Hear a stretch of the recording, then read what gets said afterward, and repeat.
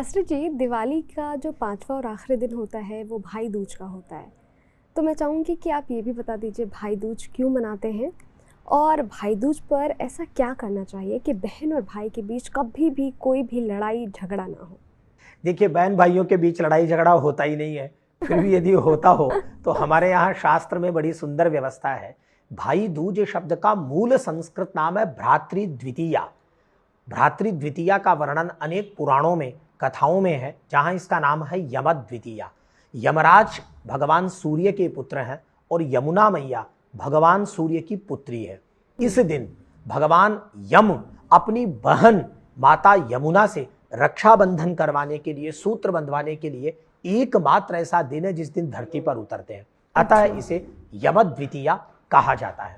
अब इसकी कथा ऐसी है कि यमद्वितीया पे चूंकि यमराज उतर करके अपनी बहन के यहां आए, अतः शास्त्रों का कथन है, धर्मशास्त्र का कथन है, भाई को इस दिन अपने घर में भोजन नहीं करना चाहिए, उसे स्नेहवश अपनी बहन के घर जाकर खाना चाहिए। अनेक पुराणों में एक बहुत बड़े विद्वान थे परशुराम कृष्ण गोड़े। उन्होंने जब दीपावली के इतिहास पर काम किया, 1952 में उन्होंने एक आलेख लिखा जो बहुत विद्वत्तापूर्ण आलेख है, Deepavali its origin and development. उसमें उन्होंने भ्रातृद्वितीया को भी समझाते हुए लिखा कि भाई दूज पर अपने घर नहीं खाना चाहिए, भाई दूज पर भाई को बहन के घर जाके भोजन करना चाहिए, बहन को उपहार देने चाहिए, वस्त्र आभूषण जो उसकी आवश्यकताएं हों वे बहन को देनी चाहिए। इससे भाई को वर्ष भर तक, पूरे 1 वर्ष तक किसी भी प्रकार की विपत्ति का सामना नहीं करना पड़ता, बल्कि उस पर जो अनिष्ट आने होते हैं, उस पर जो विघ्न आने होते हैं, वे सब दूर हो जाते हैं।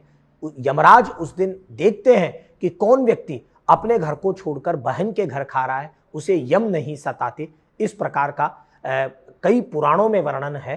तो भाई दूज का महत्व है परस्पर भाई और बंधन का, जो एक भाई और बहन का जो एक संबंध है, इस संबंध को सुरुचिपूर्ण बनाने के लिए हमारे पूर्वजों ने किस प्रकार के त्योहारों की परिकल्पना और व्यवस्था की है, ये देखते ही बनता है।